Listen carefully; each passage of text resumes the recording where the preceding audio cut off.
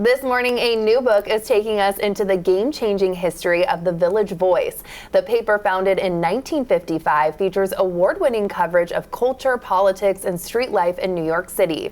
And in her new book, The Freaks Came Out to Write, Seattle author Tricia Romano weaves together hundreds of interviews to reveal the scandals and larger-than-life personalities that shaped America's most iconic alternative weekly. She herself worked there, and she joins me now. Welcome to the show. Thanks for being here. Thank you for having me. I'm so excited. Yay! Oh, so for those who don't know, let's start with the Village Voice. What is the Village Voice? Well, it still exists in a very truncated form online. It is the first alternative newspaper in the country. It was started by Norman Mailer, Ed Fancher, and Dan Wolfe. It's sort of the precursor to, say, The Stranger or the Seattle Weekly, which we have here. And it was a groundbreaking paper back in the 50s. It used first-person journalism, which was, now we have blogs. Everybody blogs and uses first person, but back then they didn't do that, and so it was very new and fresh. Wow, and you worked there, I understand, so tell me about your time there. I was an intern in 1997. That is a picture of me outside of 36 Cooper Square in the East Village. Hilarious. That is the resume that I made for myself. You go, girl. and that is me in the offices at Cooper Square as an intern. I came there in 97 for a couple months and worked with Frank Owen, who was a nightlife reporter, like kind of an investigative reporter, and he did stories about underground nightlife, stories about breaking news about Michael Alig's, the famous Club Kid murder case. I don't know if you remember that, but there was a movie made about it called Party Monster, and he was the one that broke that story, and I interned with him. And so our job was essentially like going out at night, every night, and like trying to find, talk to his sources. And then by day I would be calling like DEA agents for him. It was really exciting. Wow, what an exciting time. Yeah, and then later I became a columnist myself, but slightly different than that. And how do you think The Voice has really impacted journalism as a whole, would you say? I think everything that you see now in blogs and websites was originated in Voice. Like a lot of cultural criticism that you see in papers today, a lot of those writers got their start at The Voice. Somebody like Ann Powers, who is from Seattle, by the way, is NPR's music critic. She was one of the main writers at The Voice in the 90s and was the music critic there. I think the idea of covering underground culture as a legitimate thing is something that was perpetuated by the Village Voice. So, Jonas Mekas was the first underground film critic, and he was, writing about movies that weren't mainstream and, kind of art films. And that was not something that was done. You wouldn't see that in the New York Times.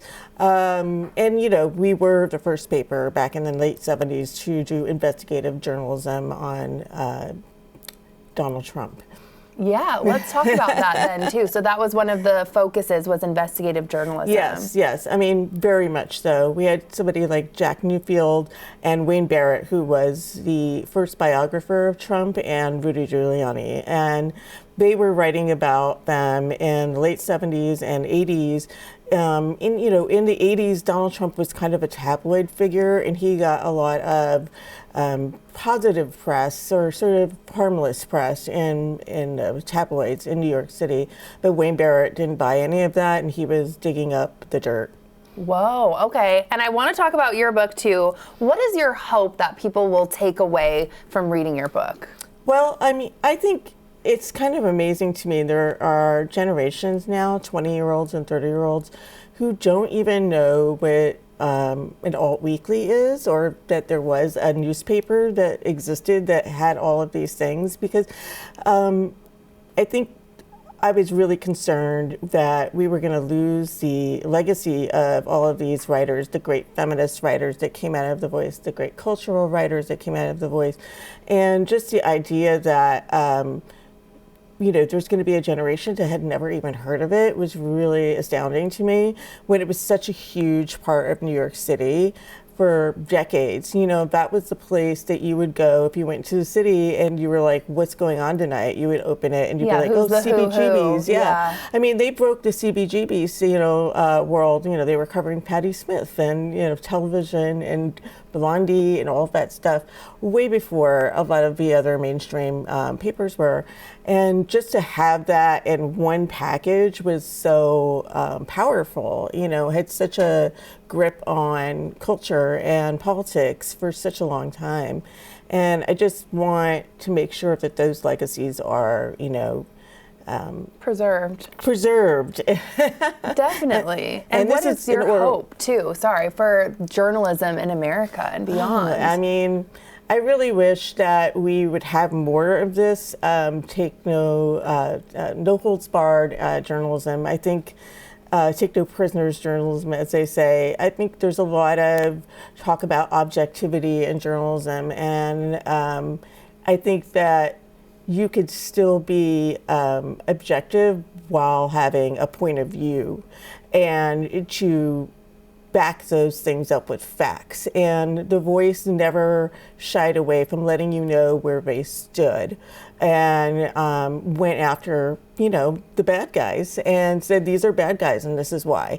Whereas, a lot of mainstream papers might be like, they might be a bad guy. We don't know. Here are some facts. You can decide for yourself. And I don't think that that's a very effective way of doing things.